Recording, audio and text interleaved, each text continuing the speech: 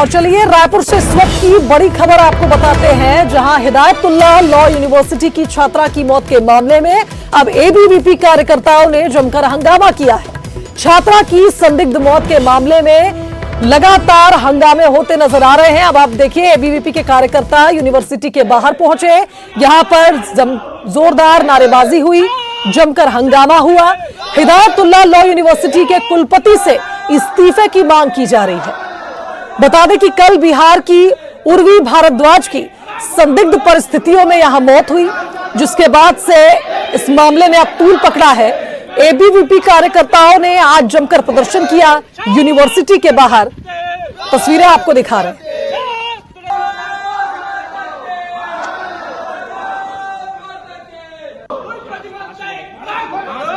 तो बता दें कि यूनिवर्सिटी के हॉस्टल में छात्रा की मौत हुई थी, जिसके बाद यहां पर उसके सहपाठियों के साथ साथ एबीवीपी के कार्यकर्ताओं ने भी जमकर नारेबाजी की है और कुलपति से इस्तीफा मांगा जा रहा है।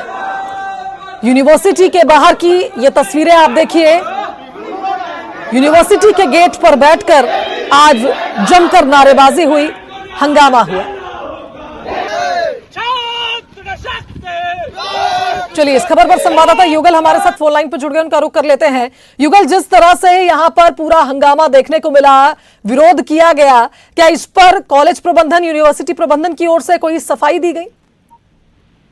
जी देखिए, कल एक संदिग्ध परिस्थिति में 5वीं सेमेस्टर की छात्रा है, उसकी मौत हुई है और फिलहाल उसे पॉइजन केस बताया जा रहा है। सुसाइडल केस फिलहाल मान करके पुलिस है जांच कर रही है। इस दिशा में कॉलेज प्रबंधन ने कहा है कि एक समिति गठित की जाएगी और उसकी जांच की जाएगी। इसके अलावा राखी जो थाना क्षेत्र की जो पुलिस है, पूरे मामले पर जांच है कर रही है। किसी तरह का कोई दबाव तो नहीं था, कोई डिप्रेशन तो नहीं था। फिलहाल अलग एक जो कॉलेज प्रबंधन है वो जांच कर रही है। इसके अलावा पुलिस भी इस मामले की जांच कर रही है और इस बीच एबीवीपी का यहाँ पर जो प्रदर्शन है देखने को मिला है, क्योंकि छात्र हित का मामला है और ऐसे में कॉलेज के अंदर अगर कोई सुसाइडल मामले आते हैं तो काफी गंभीर मामला है।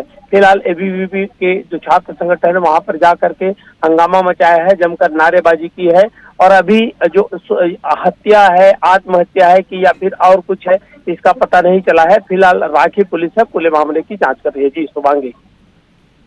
चलिए ठीक है, यानी कुल मिलाकर युगल ये कहा जाए हर एंगल से मामले की जांच हो रही है। वहीं यूनिवर्सिटी प्रबंधन ने भी अपनी सफाई दे दी है कि एक समिति का गठन किया जाएगा, उसके बाद इस मामले की जांच होगी। बहुत शुक्रिया आपका तमाम बातचीत के लिए।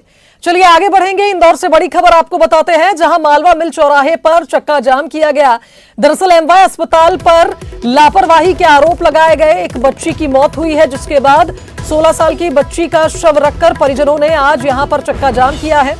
मालवा मिल चौराहे पर परिजनों ने बच्चे का शव रखकर जमकर हंगामा किया। एमवाय अस्पताल पर लापरवाही के गंभीर आरोप लगाए गए। तो इंदौर से बड़ी खबर आपको बता रहे हैं, 16 साल के बच्चे की मौत हुई थी, जिसके बाद अब उसके शव को चौराहे पर रखकर परिजनों ने चक्का जाम किया।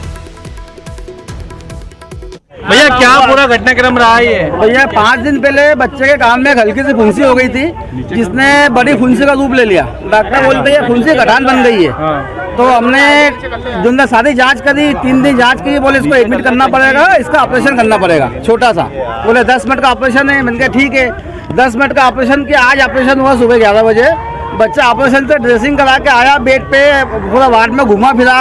1 बजे नर्स आई, बोले रेगुलर ट्रीटमेंट है, इंजेक्शन लगाना है। तो उसने इंजेक्शन लगाया।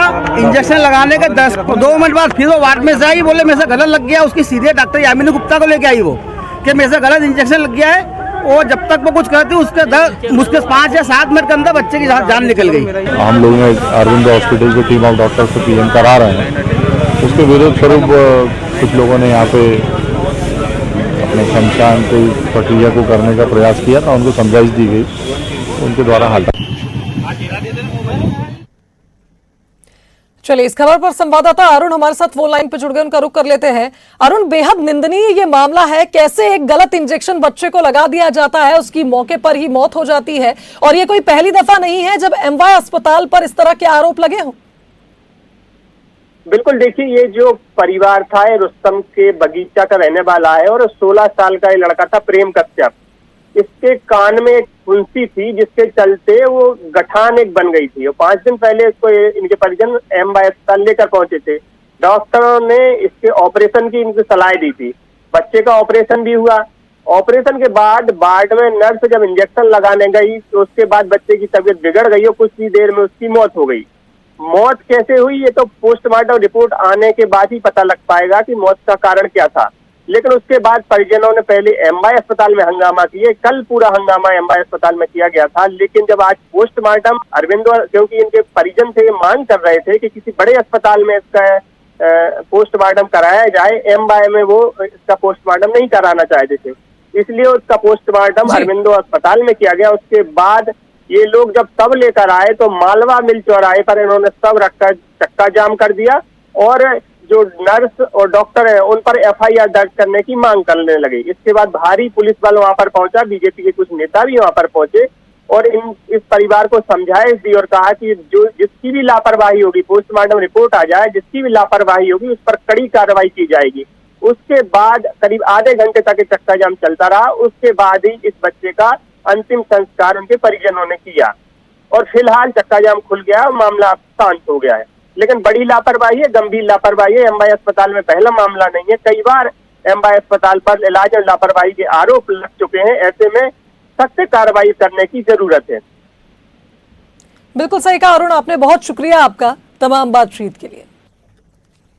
चलिए आगे बढ़ेंगे बिलासपुर से। इस वक्त की बड़ी खबर अब आपको बताएंगे, जहां एसयूवी गाड़ी और बाइक में आमने सामने की टक्कर हो गई। बाइक सवार 2 युवकों की मौके पर ही मौत हो गई है। मस्तूरी मल्हार मुख्य मार्ग की यह घटना बताई जा रही है। तो बताया जा रहा है कि टिकारी के पास यह दुर्घटना हुई है, जहां एसयूवी गाड़ी और बाइक पे आमने सामने की टक्कर हुई। बाइक सवार दोनों युवकों की मौके पर ही मौत हो गई है। तो मस्तूरी मल्हार मुख्य मार्ग की यह घटना बताई जा रही है। एक कार और एक बाइक में टक्कर हुई।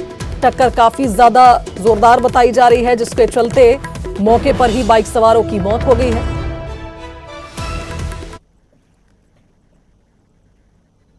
चलिए आगे बढ़ेंगे। जांजगीर चांपा से इस वक्त की बड़ी खबर आपको बताएंगे, जहां परीक्षा के दौरान छात्र पर छज्जा गिर गया। एलएलबी परीक्षा के दौरान यह हादसा हुआ है। टीसीएम कॉलेज का यह छज्जा था जो छात्र पर आ गिरा। इधर घायल छात्र को जिला अस्पताल में भर्ती कराया गया। घायल छात्र का नाम सूरज कुमार चंद्रा बताया जा रहा है। तो परीक्षा के दौरान आप देखिए छात्र पर स्कूल का छज्जा गिरा है आकर। एलएलबी की परीक्षा चल रही थी, जिसके चलते छात्र बुरी तरह घायल हो गया।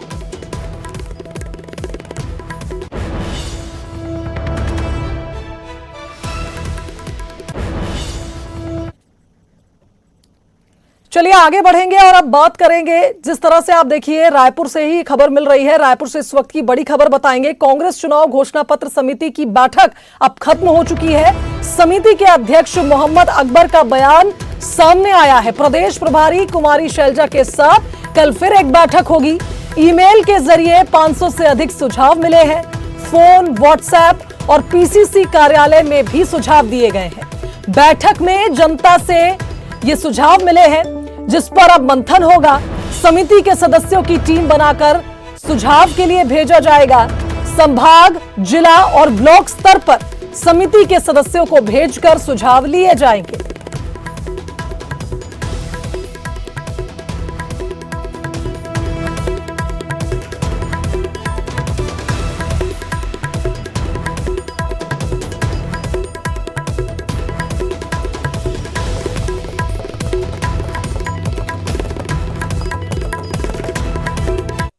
की पहली बैठक संपन्न हुई है और काफ़ी महत्वपूर्ण सुझाव उसमें प्राप्त हुए हैं। आज की बैठक के बाद हमारी जो इंचार्ज जनरल सेक्रेटरी हैं शैलजा जी, उन्होंने दोबारा कल एक बार फिर से उनकी उपस्थिति में भी बैठक करने के लिए कहा है। तो कल एक बार 12 बजे फिर से हम लोग बैठक करेंगे। इसके पहले प्रेस कॉन्फ्रेंस के जरिए और सभी समाचार पत्रों में इस आशय की सूचना हम लोग जारी कर चुके हैं कि जिनको भी घोषणा पत्र से संबंधित आगामी चुनाव को लेकर सुझाव देना है, तो हमने एक ईमेल एड्रेस भी प्रसारित किया है और व्यक्तिगत तौर पर भी प्रदेश कांग्रेस कमेटी में यदि कोई सुझाव आकर देना चाहता है तो वो दे सकता है। ईमेल में भी लगभग 500 से अधिक अब तक सुझाव प्राप्त हो चुके हैं। आज की बैठक में भी सभी सम्मानित सदस्यों ने अपने अपने सुझाव दिए हैं। अब कल दोबारा बैठक होगी।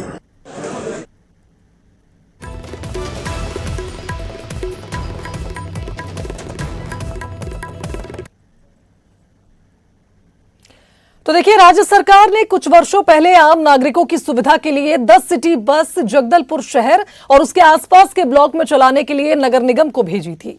जिस योजना के तहत इन बसों का संचालन किया जाना था, उस तरह इन्हें नहीं चलाया गया और कुछ समय तक शहरवासियों को इसका लाभ मिलता रहा। लेकिन नगर निगम की लापरवाही और अनदेखी के चलते अब सिटी बस कबाड़ के रूप में तब्दील हो चुकी है।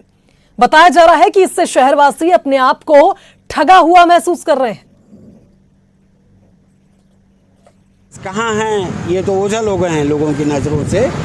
10 सिटी बस आए थे, जिसमें से शायद एक आध ही चल रहा होगा वर्तमान में।